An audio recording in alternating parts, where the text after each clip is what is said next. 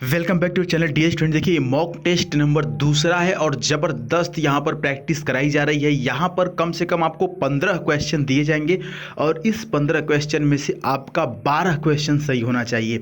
बेहद इंपॉर्टेंट है ये, मान के चलिए कि 12 क्वेश्चन अगर आपका सही हो गया तो सिलेक्शन के बहुत ही ज़्यादा चांसेस हैं। बिल्कुल एग्जाम ओरिएंटेड क्वेश्चन है यहाँ पर, तो बिल्कुल तैयार हो जाइए। एक पेन और एक कॉपी लेकर के तैयार हो सकते हैं क्योंकि यहाँ पर कुछ नया सीखने को मिलेगा, तो उस चीज़ को आप नोट करते चलेंगे। तो चलिए शुरू करते हैं। यहाँ पर पहला क्वेश्चन आपके सामने आ चुका है, बेहद इंपॉर्टेंट है, ईडीएम है, इसका मतलब बताना है आपको। आपके पास ऑप्शन है और आपके पास थोड़ा सा समय भी है। एग्जाम में आपको 20 क्वेश्चन मिलते हैं और 20 क्वेश्चन के लिए 20 मिनट का टाइम होता है, तो उसी प्रकार से यहाँ पर थोड़ा सा हम आपको समय देंगे, ज़्यादा समय नहीं देंगे क्योंकि एग्जाम में एक अलग तरह का प्रेशर होता है। यहाँ पर आप रिलैक्स मोड में हैं इसलिए समय कम। क्या हो सकता है यहाँ पर? ऑप्शन आपके सामने है। अगर आपने सोच रखा है कि ऑप्शन नंबर बी को ही हम सही करेंगे तो बिल्कुल सही सोच रखा है।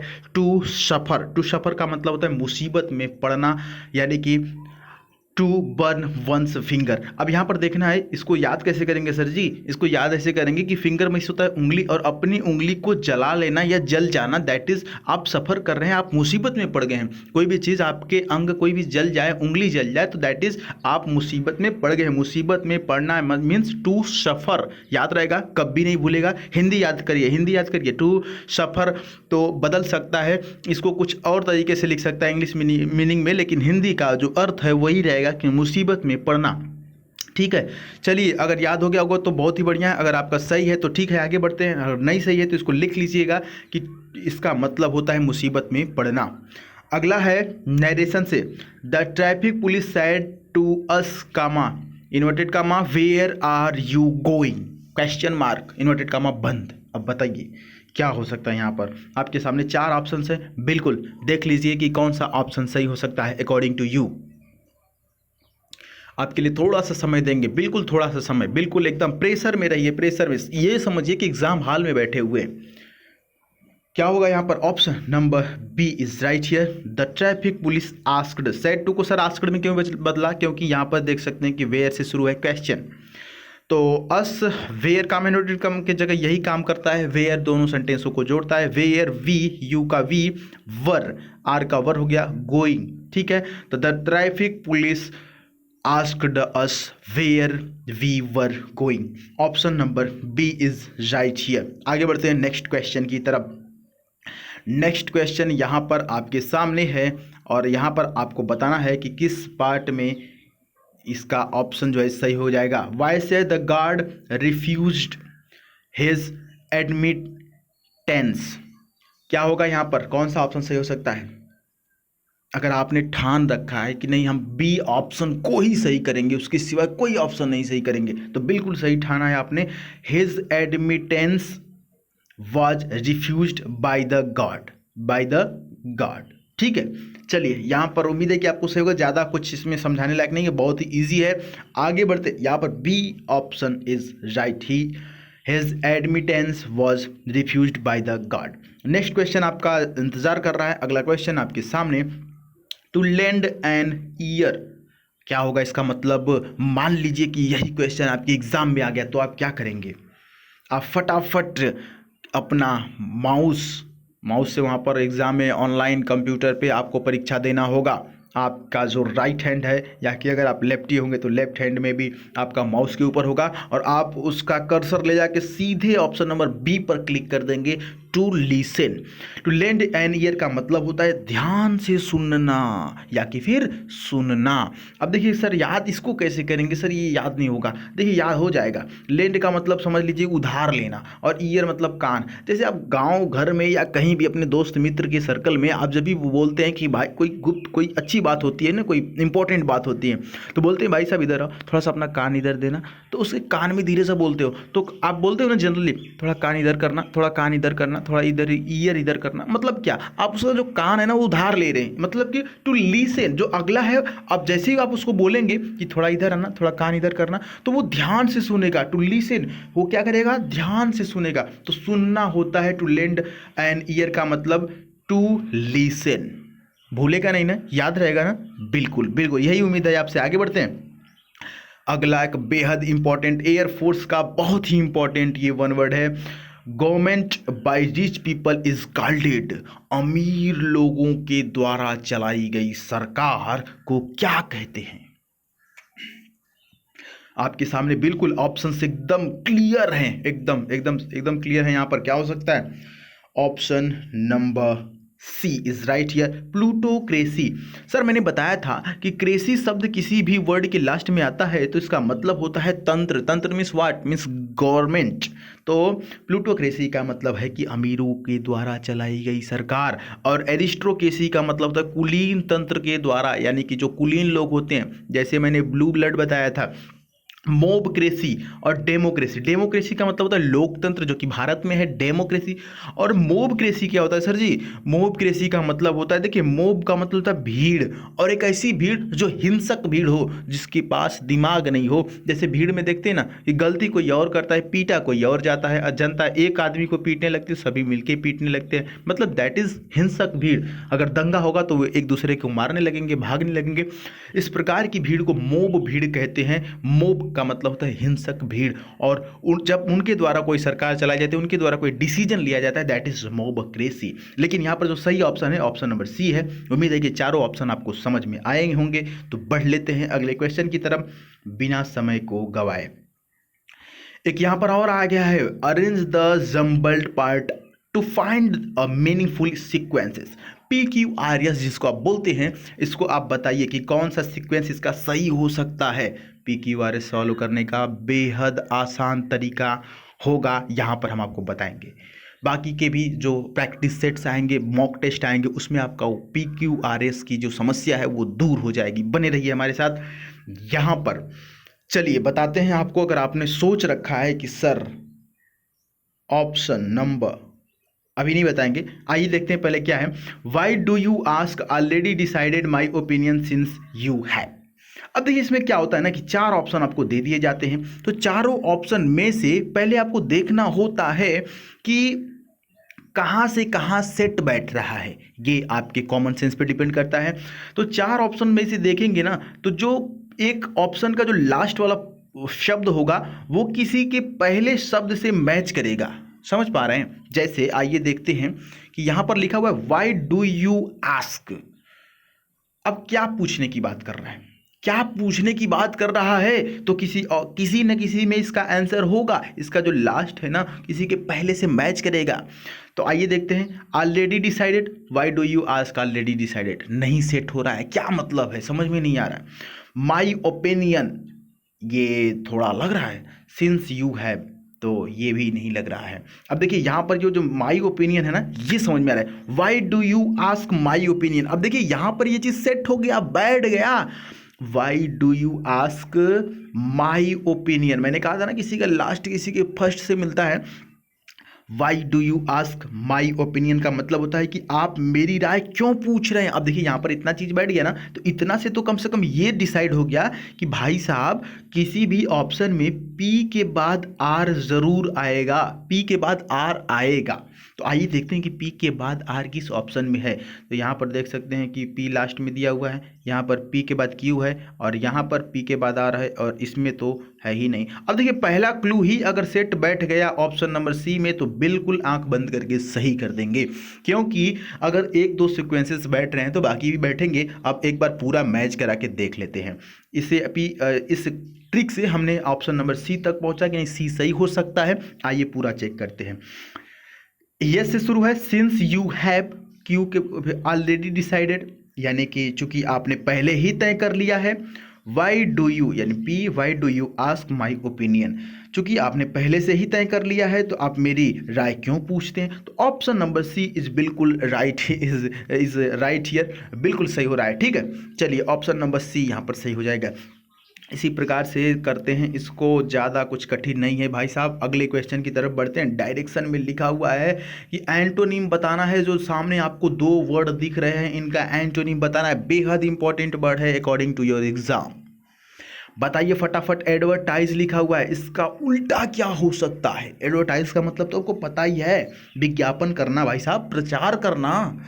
बड़ी बड़ी पार्टियां क्या कर रही हैं, एडवर्टाइज ही तो कर रही हैं। जो बड़ी बड़ी कंपनियां हैं वो एडवर्टाइज ही तो करती हैं, प्रचार ही तो करती हैं। तो प्रचार एक होता है और एक उल्टा उसका होता है कंसील। कंसील का मतलब होता है छुपाना, ठीक है। कोई है प्रचार कर रहा है, कोई छुपा रहा है, दैट इज इसका उल्टा हो जाएगा ऑप्शन नंबर बी। अगला है इमर्ज। इमर्ज का मतलब क्या होता है? इमर्ज का मतलब होता है प्रकट होना। इमर्ज का मतलब क्या होता है? प्रकट होना। और इसका उल्टा की बात करेंगे तो डिसअपीयर हो जाएगा। डिसअपीयर का मतलब गायब हो जाना। डिसअपीयर का मतलब दिखाई नहीं देना, मतलब गायब हो जाना। और इमर्ज का मतलब है प्रकट होना। तो ये एक दूसरे के उल्टा हो गए। बढ़ लेते हैं अगले क्वेश्चन की तरफ। अगला क्वेश्चन का जो डायरेक्शन है वो कह रहा है कि choose appropriate synonym for the given words. अब यहाँ पर साइनोनिम आपको बताना है, कितना सिंपल है। लिखा हुआ है डेमोलिश। डेमोलिश का मतलब क्या होता है भाई साहब? सोच लीजिए, समझ लीजिए, आपके पास वक्त है और ऑप्शंस भी हैं। मान लीजिए कि यही शब्द आ गया आपके एग्जाम में, तो करेंगे क्या? कुछ नहीं सर जी, करेंगे क्या? ऑप्शन नंबर ए पर सही कर देंगे।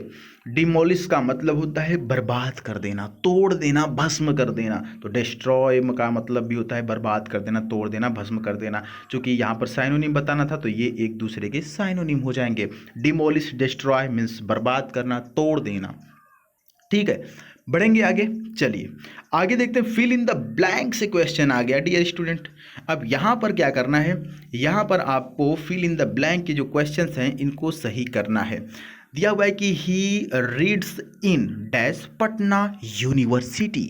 क्या होगा यहाँ पर? A and the no article. क्या हो सकता है? बेहद ही इजी क्वेश्चन है। ग्रामर की कोई सी भी बुक खोलेंगे तो पहले दूसरे पेज से ही ये सब सारी छोटी छोटी चीज़ें जो है ग्रामर के रूल्स स्टार्ट हो जाते हैं। अगर फिर भी आपको नहीं पता है तो उठाइए पेन और लिख डालिए कि किसी भी प्रॉपर नाउन के पहले जनरली आर्टिकल का प्रयोग नहीं किया जाता है। आई रिपीट, किसी भी प्रॉपर नाउन के पहले जनरली आर्टिकल का प्रयोग नहीं किया जा सकता, नहीं किया जाता है। एक यहाँ पर देखिए, यहाँ पर no article, option number D सही हो जाएगा। He reads in Patna university, किसी भी आर्टिकल की जरूरत नहीं है। पटना के पर, पटना एक शहर है तो यहाँ पर इसके पहले कोई भी, ये एक प्रॉपर नाउन है, ठीक है।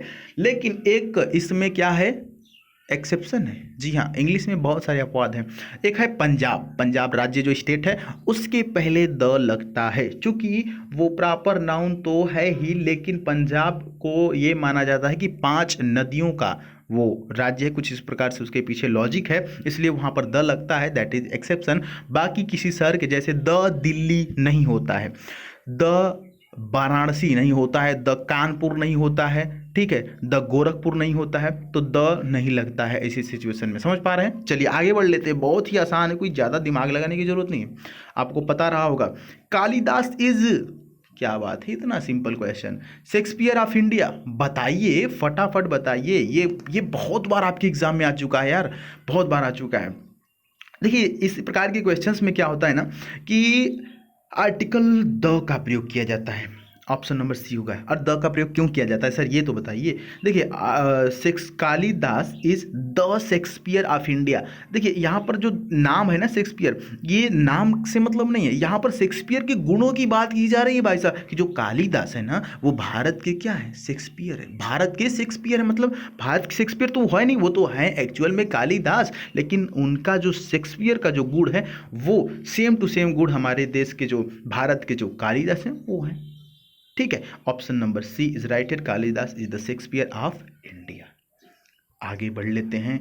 बहुत ही important question. Neither his son nor his parents dash to blame. बेहद इंपॉर्टेंट ये है रूल आपके एग्जाम के अकॉर्डिंग। क्या हो सकता है? Is, are, have, is, being. अगर आपने ठान रखा है कि sir ji option number B पर क्लिक कर दीजिए, जो होगा सो देखा जाएगा, तो बिल्कुल सही ठाना है आपने। देखिए इस प्रकार के जो सेंटेंस होते हैं ना, इसमें क्या होता है कि देखते नाइदर नॉर ये सब चीज़ें दिया हुआ है ना, तो इस प्रकार से नाइदर हिज सन इसके हिसाब से नहीं लगेगा, जो है आगे का वर्ब आएगा ना वो लगेगा अपने पास वाले सब्जेक्ट के हिसाब से। तो पेरेंट्स जो है प्लूरल है, तो इसलिए यहाँ पर आर आएगा। इसलिए क्या आएगा यहाँ पर? आर आएगा। Neither his son nor his parents are to blame. Are to blame यहाँ पर हैव नहीं होगा, हैव भी प्लूरल है, लेकिन जो इसका मीनिंग है वो चेंज हो जाएगा, अर्थ सही नहीं बैठेगा। तो यहाँ पर आर टू ब्लेम, ठीक है, प्लूरल होगा, ठीक है। चलिए आगे बढ़ लेते हैं। Mohan is taken surprise, Mohan is taken surprise, क्या भरा जाएगा, फार या टू, क्या हो सकता है यहाँ पर। देखिए ऑप्शन नंबर अगर ए की तरफ जाएं तो क्या हो सकता है यहाँ पर, ए तो नहीं हो सकता, ऑप्शन नंबर डी हो सकता है। देखिए एक होता है ना take by surprise, take by surprise, लिखिए उठाइए पेन और लिख लीजिए कि टेक बाय सरप्राइज का मतलब क्या होता है। टेक बाय सरप्राइज का मतलब आश्चर्यचकित रह जाना।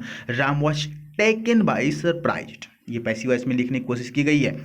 Ram was taken by surprise, take by surprise का मतलब होता है आश्चर्यचकित रह जाना। अगला क्वेश्चन है आपको, देखिए ज़्यादा हम, अच्छा चलिए रुकिए इसको पढ़ लेते हैं। Why is the woman dressed dash black, इसको सोचते रहिए, थोड़ी सी हम आपसे बात कर लें इसी बीच।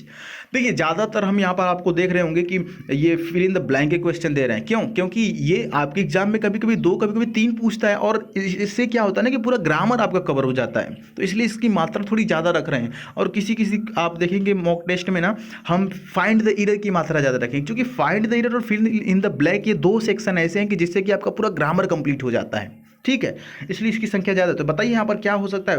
वो is the woman dressed dress black, तो यहां पर क्या होगा, ड्रेस के बाद देखिए प्रीपोजिशन इन आता है, ड्रेस के बाद क्या आता है, प्रीपोजिशन इन आता है। Who is the woman dressed in black. आगे बढ़ते हैं, आगे लास्ट क्वेश्चन है, इसको सही करिएगा। They walked fast dash they should miss the train, क्या होगा, क्या होगा बताइए। कई बार क्या होता है ना कि इसका जो साथी आगे खड़ा रहता है ना, उससे पता चलता है कि इसका जो दोस्त है वो कौन है। जैसे जय और बीरू की जोड़ी देखेंगे तो आपको जब जय दिखेगा तो पता चलेगा कि बगल में बीरू भी कहीं ना कहीं होगा। जैसे आप देखेंगे करण और अर्जुन को, तो अगर आप अर्जुन को देखेंगे तो करण का भी होगा, हो सकता है कि करण भी अगल बगल हो, लेकिन मेरे करण अर्जुन आएंगे तो यहाँ पर अर्जुन तो दिख रहा है, लेकिन इसका जो करण है वो ऑप्शन नंबर डी में जाके बैठ गया है। देखिए they worked fast लेस्ट they should the train, यहाँ पर लेस्ट और शुड एक दूसरे के साथ आते हैं, लेस के साथ शुड का प्रयोग किया जाता है, तो शुड आगे है तो इसलिए पता चला कि भाई लेस भी अगल बगल होगा। अगर ऑप्शन में है तो बिना सोचे समझे उसी पर मार दीजिए धड़ाक से, वही सही हो जाएगा। लेस का मतलब होता है कहीं न, दे वॉकड फास्ट लेस, वो बहुत तेज से वॉक किए, दे शुड मिस द ट्रेन, ठीक है, तो यहाँ पर दे शुड लेस के साथ शुड का प्रयोग किया जाता है। हमने पूरी जी जान लगा के आपको 15 क्वेश्चन समझा दिया, और उम्मीद है कि आपको सभी क्वेश्चन समझ में आ गए होंगे। फिर भी कोई अगर डाउट रह गया या कहीं से कोई चूक हो गई या समझाने में कहीं कोई कमी हो गई तो आप कमेंट बॉक्स में अपने विचार भर डालिए, पूरा लिख कर भर डालिए कि सर ये क्वेश्चन नहीं समझ में। अगली वीडियो में उस क्वेश्चन को शामिल किया जाएगा और आपको बताया जाएगा। अगर ये वीडियो पसंद आए तो इसको लाइक करिए, चैनल को सब्सक्राइब करके नोटिफिकेशन बेल ऑन कर दीजिए। एग्ज़ाम आने वाला है, लेकिन एग्ज़ाम से पहले हम आपको तैयार कराएंगे, ये मेरी गारंटी है। बिल्कुल आपको इतना कॉन्फिडेंस आपके अंदर कूट के भर देंगे ना कि आप एकदम गदगद होके जाएंगे और एग्जाम हॉल में रिलैक्स होके बैठेंगे, कॉन्फिडेंस से अपना एग्जाम देंगे और सीना चौड़ा करके एग्जाम हॉल से बाहर आएंगे बिल्कुल कॉन्फिडेंस के साथ कि आपका सिलेक्शन होगा, निश्चित होगा इस बार। तो लगे रहिए यहाँ हमारे साथ, मिलेंगे नेक्स्ट वीडियो में, तब तक के लिए जय हिंद, वंदे मातरम।